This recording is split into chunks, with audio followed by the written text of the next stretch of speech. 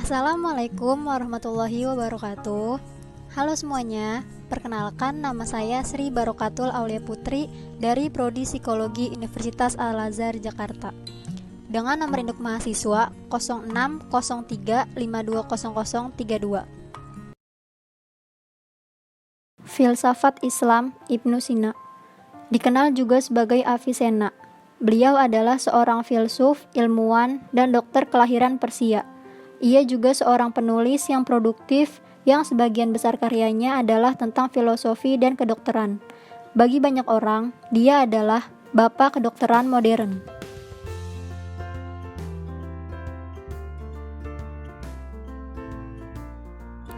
Ibnu Sina bernama lengkap Abu Ali Al-Husain bin Abdullah bin Sina.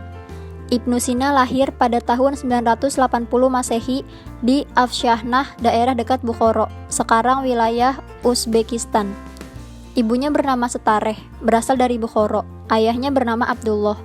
Kedua orang tuanya sangat memperhatikan pendidikan anaknya, sehingga sebelum umur 10 tahun, Ibnu Sina telah menguasai Al-Quran dan sastra.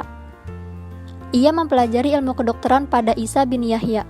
Walaupun dalam teori ia belum sempurna dan tahu banyak, tetapi ia banyak melakukan keberhasilan dalam mengobati orang-orang sakit.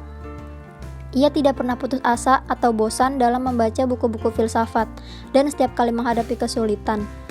Jika ia mengalami kendala, maka ia akan berdoa dan memohon kepada Tuhan agar diberikan kemudahan dan petunjuk dari apa yang dia kerjakan. Di umur 17 tahun, ia telah dikenal sebagai dokter, dan atas panggilan istana pernah mengobati Pangeran Nuh Ibnu Mansur sehingga pulih kembali kesehatannya. Ibnu Sina adalah salah satu tokoh yang sangat memperhatikan ilmu kejiwaan dan filsafat. Ibnu Sina meninggal dunia pada tahun 428 Hijriah atau bertepatan dengan tahun 1037 Masehi pada usia 58 tahun. Jasadnya dikebumikan di Hamzan. Ibnu Sina meninggal dunia karena penyakit MAH yang merupakan dampak dari kerja kerasnya untuk urusan negara dan ilmu pengetahuan. Pada waktu siang, ia bekerja, dan pada malam harinya, ia membaca dan menulis hingga larut malam. Konsep pemikiran Ibnu Sina tentang filsafat jiwa. Dalam segi fisika, ia banyak memakai metode eksperimen dan banyak terpengaruh oleh pembahasan lapangan kedokteran. Dalam segi metafisika, dia lebih mendekati pendapat-pendapat filosof modern. Dari Tuhan memancar akal pertama, dan dari akal pertama memancar akal kedua dan langit pertama. Demikian seterusnya sehingga tercapai akal ke-10 dan bumi. Dari akal ke-10 memancar segala apa yang terdapat di bumi yang berada di bawah bulan. Akal pertama adalah malaikat tertinggi, dan akal ke-10 adalah Jibril. Ibnu Sina berpendapat bahwa akal pertama mempunyai dua sifat, sifat wajib wujudnya sebagai pancaran dari Allah, dan sifat mungkin wujudnya jika ditinjau dari hakikat dirinya. Dengan demikian, ia mempunyai tiga objek pemikiran, Tuhan, dirinya sebagai wajib wujudnya, dan dirinya sebagai mungkin wujudnya. Ada tiga dalil pembuktian yang dikemukakan oleh Ibnu Sina tentang substansi jiwa. Yang pertama, saat manusia merenungkan dirinya. Pada waktu itu, secara sadar ia mengenal bahwa dirinya ada selama hidupnya. Yang kedua, bila seseorang menghadapi suatu persoalan secara serius, ia akan menumpahkan segenap perhatiannya pada persoalan tersebut. Pada waktu itu, ia merasa dirinya bebas dari raga, sehingga ia berani berkata, "Saya akan berbuat begini, begitu," tanpa merasa terikat dengan raga. Dan yang ketiga, manusia mampu menghimpun secara sadar akan aktivitas-aktivitas fisik organisme yang dilakukannya tanpa kesulitan. Pengenalan terhadap aktivitas-aktivitas fisik menjadi bukti bahwa jiwa berbeda dari fisik.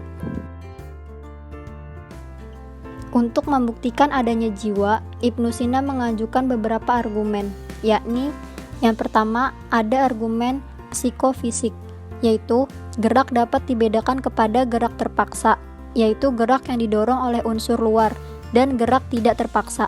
Gerakan tidak terpaksa ada yang terjadi sesuai dengan hukum alam, seperti jatuhnya batu dari atas ke bawah. Yang kedua, ada argumen aku dan kesatuan fenomena psikologis. Jika seseorang membicarakan pribadinya atau mengajak orang lain berbicara, yang dimaksud hakikatnya adalah jiwanya, bukan jisimnya.